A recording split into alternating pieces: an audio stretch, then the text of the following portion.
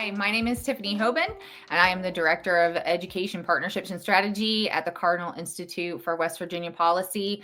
And as part of our exploration of options for National School Choice Week, I am very excited to have with me here today Mr. Junius Johnson of Junius Johnson Academics. Welcome. Thank you. Good to be here. Great. So, what I want to talk about today, Junius, is classical education, and I want to like explore all of the distinctions. But our audience is going to be parents who are thinking about maybe making a different choice than, say, their local public school, or maybe even a private school they're looking at, a charter school they're looking at. Classical is very much a buzz, right, at the moment, and there are classical charter schools, there are classical private schools. You can buy classical homeschool curriculums. There's a lot of different options. So if I'm a mom and I'm just leaning into this and I hear the buzz about classical education, what is it and why should I choose it? Yeah, classical education it's a bit of a misnomer. Really, what we mean, because you think classical and you think, oh, that's ancient Greece, that's ancient Rome, and so this is trying to go back and do what they did. And if you look at what they did, maybe we don't want to imitate literally what they were doing, right? Putting their kids naked in the gym to fight with each other and stuff. That's not what we're on about. Really, what the moniker classical is trying to indicate is it's education as it was understood before the modern education revolution. Which, I mean, it's got a bunch of different places, but one place you could look to see where modern education begins is someone like Dewey, who really overhauled the way that we thought about education and on whose philosophy all public education in this country is based. So it's in contradistinction to that. That doesn't necessarily mean that classical education, you only get involved in classical education if you think there's something deeply wrong with public school education and that nobody should do it. And you're a bad parent if you send your kid to a public school. I'm not saying there aren't people who think that, but that wasn't the point. The Right. point was to say there's a philosophical difference between how they're doing it and how it was done before that. And those of us in the classical renewal think that it's worth it to go back to the older way of doing things. So if I could characterize what the difference is really briefly, what I would say is it's about what you think a human person is. And it's about, because of what you think the human person is, that then dictates what you think the task of educating that person looks like. The modern education is based upon the sociology, biology, and psychology of the 19th century, which was fairly reductive. It reduces the human person to being the most well-developed primate on the planet. And so if that's what your sense of what the human person is, then your educational ends are going to be, okay, so what's good for that human person? What's good for that human person is for that human person to be able to survive in society, which means to be able to gain the means to perpetuate its own existence so that it can reproduce and contribute its genes to the next generation of most evolved primates. As a result, modern education tends to focus on two main things: information transfer and skill training. Right? You've got to know how to use a calculator. You have to know how to calculate a mortgage. You need to understand that William the Conqueror invaded England at this particular year, right? And you've got to memorize those dates and whatnot. Right. Again, I think these are very important things to be able to do and to know, but they're not the point of education according to classical education, because classical education thinks that what a human person is a being that is a fusion of both the physical and the spiritual. It's a being that is pointed at a transcendent reality that is not purely glimpsable or explainable on the basis of what we can see and quantify.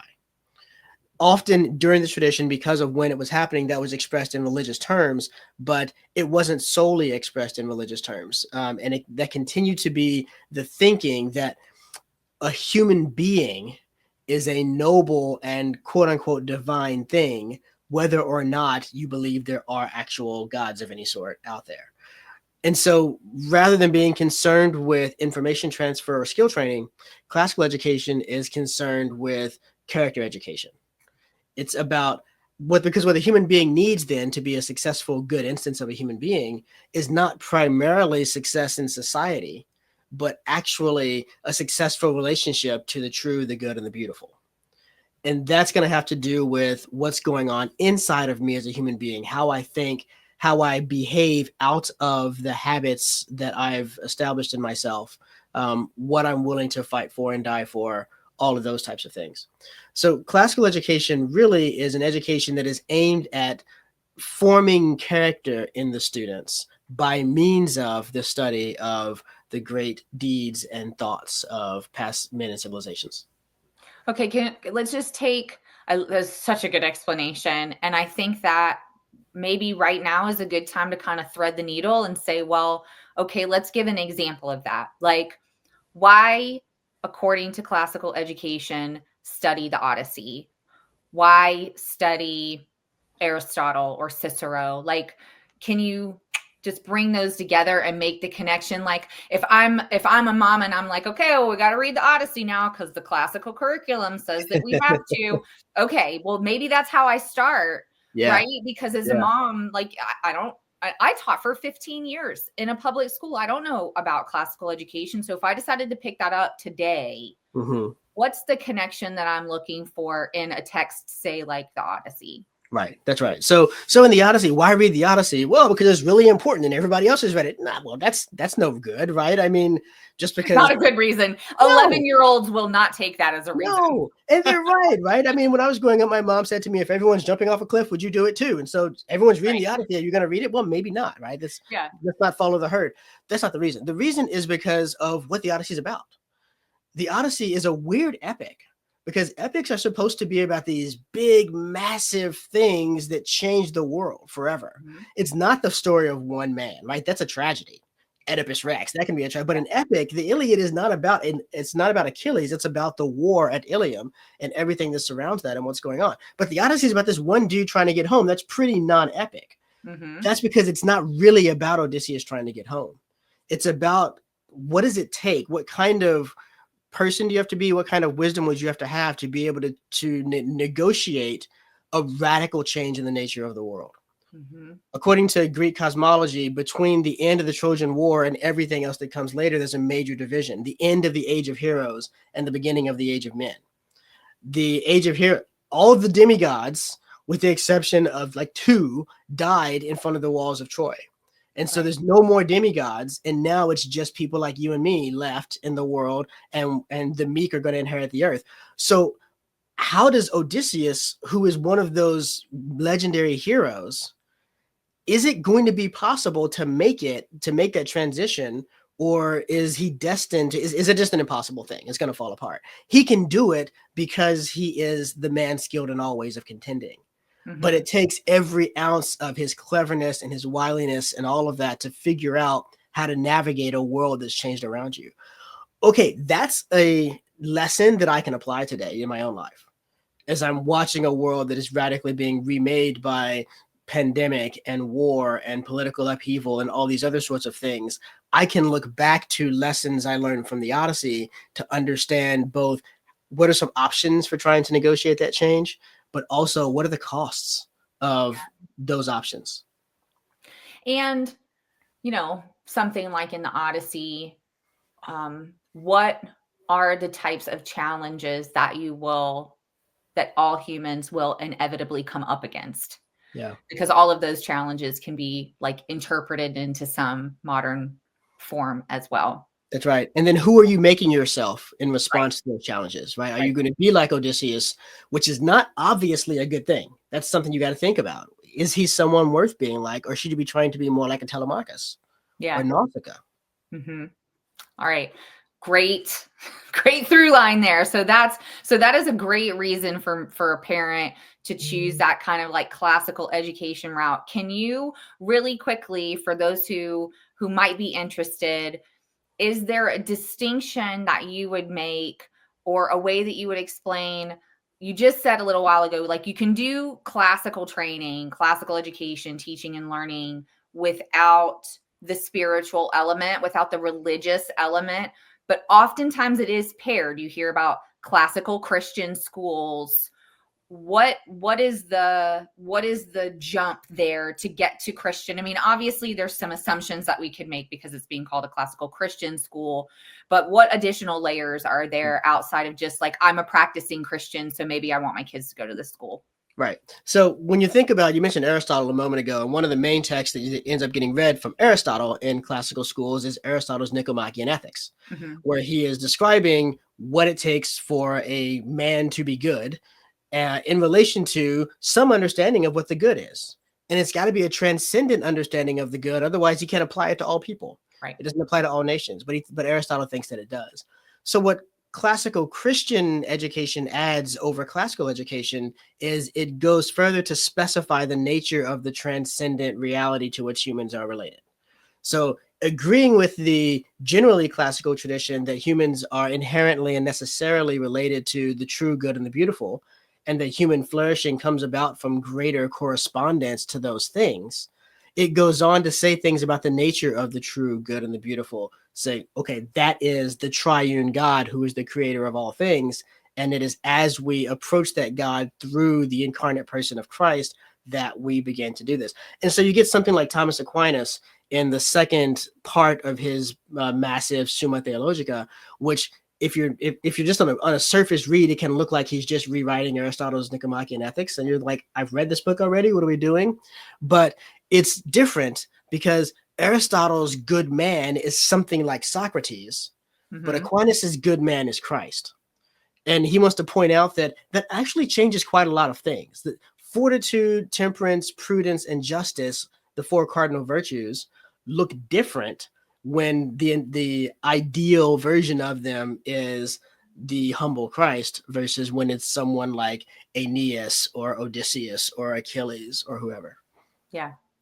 Okay, so that the overlay of having the Christian ethic on top of the classical and pairing those two together is not just I show up and I get like my discipleship lesson before school starts in the morning. It's like threaded through all of the text. Every book, every lesson is approached through that lens. That's right. And what makes it Christian is not that you superimpose something or tag something on at the end, Right. but rather that it's like a yeast that works its way through the entire loaf, right? And Yes. so the fundamental way that you're picking books, talking about them, interpreting them, all of those things are done with an eye to the world as it appears from the Christian perspective. Because Christianity, properly understood, is not the kind of thing that you just kind of add in on Sundays to whatever you're normally doing. Right.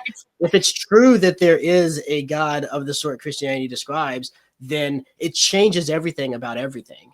And it requires a fundamental rethinking of the world. And that's the project that classical Christian education is trying to carry out. Okay. I love that. Great explanation. So I want to turn just a little bit now and talk about the work that you're doing and Junius Johnson Academics. So I found you, and I, if you'll permit me to kind of just tell the story of how I came to find you in the first place, because I think it's really relevant for parents. My son was in public school from K through 4, 5.5, like he was about halfway through his 5th grade year. And I was looking for something to kind of hand the reins over. I've been reading to him like since in the womb, right? I was reading Harry Potter and Chronicles of Narnia and all these different books to him. And he loves to sit and listen to me read. Handing over the reins and saying, you need to go sit down and read Wind in the Willows turned into like total meltdowns.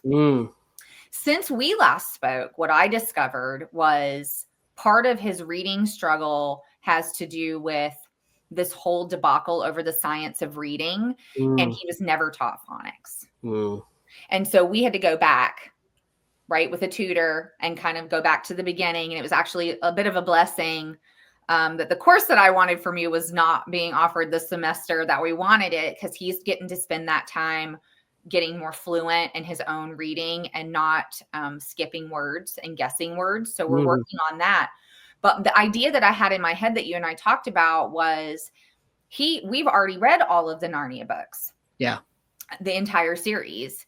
And the course that you were offering was one course that takes you through all of the books. And I thought, if he felt confident, because he already knows these stories, so he's not getting smacked every day with new text that he's never read before. He's got kind of a handle on it. and he was listening to someone who is articulate as you are about it, teaching him the depths of characters in ways that we never did because we were just reading bedtime stories. Yeah. That he would take the love he already has for the stories, and some of that might turn into like a handoff of him feeling more confident about reading other things too. And I'm interested in kind of two facets here. So you can take it whichever way you want to go. But one, that my educator mind and my mom mind said, it is worth an entire year of sacrificing reading no new texts to get him to the place that I see him at, where he's a confident, independent reader, and he'll pick up a book and he's not afraid of it.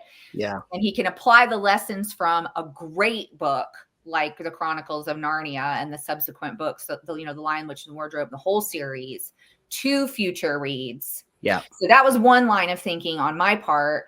And then the other line of thinking is in tandem with that, you're over there, like, you don't teach math and science and biology and physics, and you're not the everybody's everything. Nobody wants that. An area of expertise, and you are very, very good at what you do. And so you focus on that. And I think that is something that homeschool families and ESA users have an advantage, like I did, to make that choice. And so I'll kind of let you take that wherever you want to take it, whatever you're thinking, but there's a lot going on there. Yeah, there is. And I think there's something really important to affirm for any moms out there who are maybe having the same thoughts and struggles that you are in what you said, which is that instinct derived both from being a pedagogue and a mom, that coverage was perhaps to be set aside in order to pursue creating a certain kind of disposition in the student. Yeah. That's what education is really about, right? As someone I used to be a professor at Baylor, I used to be a professor at Yale, and I would catch these students coming into undergraduate from high school, and I would catch students coming into graduate programs from undergrad. And so people ask me, okay, so what are the books that everyone needs to have read before they graduate high school? To which I always respond, there aren't any. I don't care what books you've read when you finished high school, because it doesn't matter. You've got to read them all again anyway. Yeah. And you have the rest of your life too. I mean, right. It's so tempting to make a list, isn't it? Yes. Like, you should have read Caesar, and you should have. You check them off, right? Yeah. You go down the list and you cross them off. Books are not meant to have been read. Books are meant to be read. Yeah. When you read a book, any book worth reading is worth reading twice, as a minimum. Yeah, I believe that. I do agree. And if you think that, because you read the Odyssey in 10th or 11th or 12th grade, that was your definitive read of the Odyssey for your lifetime, then you don't understand what reading is all about and what we're trying to communicate to you. So I don't care what books they've read coming to me in college, but I do care that they've read books. The studies show that the number one indicator of student success is how much had they've been read to by the age of like 6. It doesn't matter if it's the newspaper, just read to them, because that inculcates them into a culture of reading. It makes it much more likely they will become readers. So for my money, I completely agree with what you were thinking, that it's more important to make your son a lover of reading than to make sure he gets through a certain number of books or certain particular books or whatever else. Yeah. And this intuition you had that a story that he already loved could become, if you'll excuse the analogy, a gateway drug to other things that we would want him to be encountered with later on. That's exactly what it's all about. I think that's fundamentally what teaching is. It's building bridges from wherever the students are to the material we want them to fall in love with. Yeah. Because at the end of the day, we're trying to make them, like us, lovers of learning, lovers of reading. Teachers aren't people who have been educated. They're people who are committed to the lifetime of education, who are continuing to learn, right? Well, so I think that's a really important thing to affirm. Oh, sorry, go ahead. Say that one more time. I think it's really important to affirm, because I think there's a lot of insecurity. I can imagine a lot of insecurity among parents about that decision. Oh, am I doing a disservice to my child by trying to do this? No, because the most important thing is that your child become someone who loves reading. Yeah. And you don't know what they're going to love reading. I think that's another thing that I think about a lot. Like, I remember I always joke with people and say that no one else got to read The Lion, the Witch, and the Wardrobe in 5th grade because I had it checked out the whole school year. Like I just read it over and over again. But that was me. Yeah. Right. And my son, I mean, he's not me, and he's not going to love the same things that I love. I've recently bought battle books for boys. Yeah, nice. I never would have read that book, but it's what he's interested in, and that's kind of the point too. So, and then to maybe talk a bit to the second half of what you said, this idea of it's not outsourcing. And I think it's really important for parents not to think of this as outsourcing. Right. It's about, it's insourcing, really. It's bringing into your educational process someone from outside with a specialized set of skills. Because if once we know, you, the parent, and me, the tutor, the pedagogue, whoever you're bringing in to come alongside you, once we know that your son loves battle books for boys, the task is what books that are great books because of what they can equip us with about being the types of people we want to be in the world are like battle books for boys, right? That we can use to bring him over. Now, you as a parent may not know the answer to that question. Maybe you didn't get a classical education, or maybe your classical education didn't extend to the requisite books. And so that's where bringing somebody else in who knows the lay of the land a bit better and can say, you know what, like, let's try out Ivanhoe by Walter Scott. That might be a good fit for you, right? And that sort of a thing.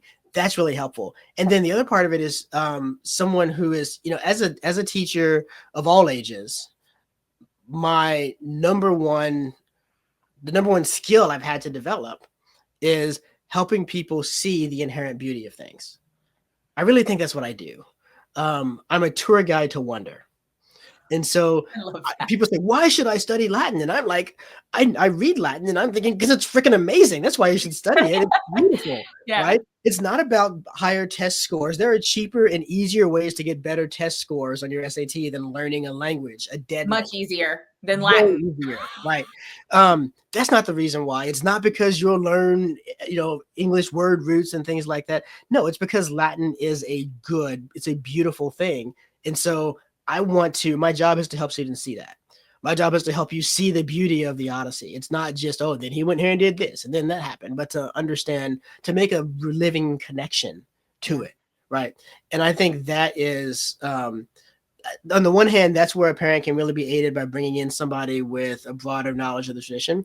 But on the other hand, and this is really important too, this is something I'm thinking about a lot these days, that is a reason why parents, if you want to raise lifelong readers, you have to become a lifelong reader. Mm-hmm.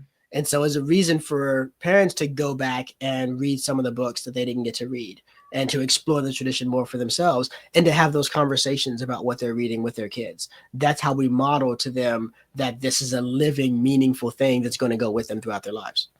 Absolutely. And that insourcing, outsourcing thing, that's the reason. If you were outsourcing it, you would just hire a teacher. Yeah. You would hire a teacher, like a teacher that teaches all the things, right? Someone to apply. I remember when I was working on my master's, it was like, you are not a plumber. Yeah. Installing parts under the sink, right? That's not what teaching is. Like, teaching is an art. But you could approach it that way. And certainly there are probably teachers that do approach it that way. But if you're insourcing and you're on a journey with your kid, right? I need to reread the Odyssey if that's what we're going to do. I should read that with him alongside him. He actually said to me the other day, I was saying something about reading something and reading it together. And he was like, ooh, like a book club. And I was like, yes, exactly like a book club. That's what we're going to do. We're going to read it together. Yeah. Because he still wants me to read to him. So yeah, we're going to get 2 copies. That's right. We're going to do the work here. But the insourcing is, I want to be part of this. And that's really the best way to do it. I want to be part of this. I want to be step by step with him on this journey. I want to know and learn the things too, and overlay my values, my perspective of the world, my approach to the world, but just have this expertise here to support that vision and be ready to recommend the books and point us in the right direction. So I love that, like, insourcing analogy, because that makes a lot of sense to me. I think that is what also conquers the fear of them reading something that's going to be bad for them. because ultimately it's not reading the wrong books that hurts people. It's reading them with the wrong people. Mm. And you're always reading with somebody, whether you know it or not. And so, when I was working at as a headmaster of a classical school, and we were implementing a new curriculum, and I was having a parent information night to talk to them about what the high school kids would be reading. And we had them reading things like Nietzsche and Sartre and things like this. And they were like, oh, I don't know if I want my kid exposed to these ideas. And I said to them, listen, your kid's going to get exposed to these ideas. You got two choices. You can have them taught to them by people in the world who believe these things and who will try to get your kids to live their lives according to these things, or you can have them taught by people whose values align with yours and who can put them into the larger context of what's going on in human history, where these ideas came from, can help them to see where the fallacies are in them. And they were like, well, you put it that way. I mean, I'd rather, but that's always the choice. And so you as the parent, the best way to ensure that your child is reading consistent with your values as a parent is to read along with your child. Yeah, absolutely. And I think, honestly, the best example, as someone who worked in high schools and has spent a lot of time with high schoolers and high school teachers, the Communist Manifesto is the best example of that. Because it's like, do I want you to read the Communist Manifesto by yourself? No, probably not. Marx was pretty good at convincing people of stuff. Very persuasive, yeah. Should you read it alongside someone who can pick it apart and tell you why it's a fallacy? Yeah. Yes. Then you should read it so that you can recognize fallacy. You can recognize these falsehoods. You can recognize a really great propagandistic argument when you see one and know what you're looking at. And that's such a distinction to make.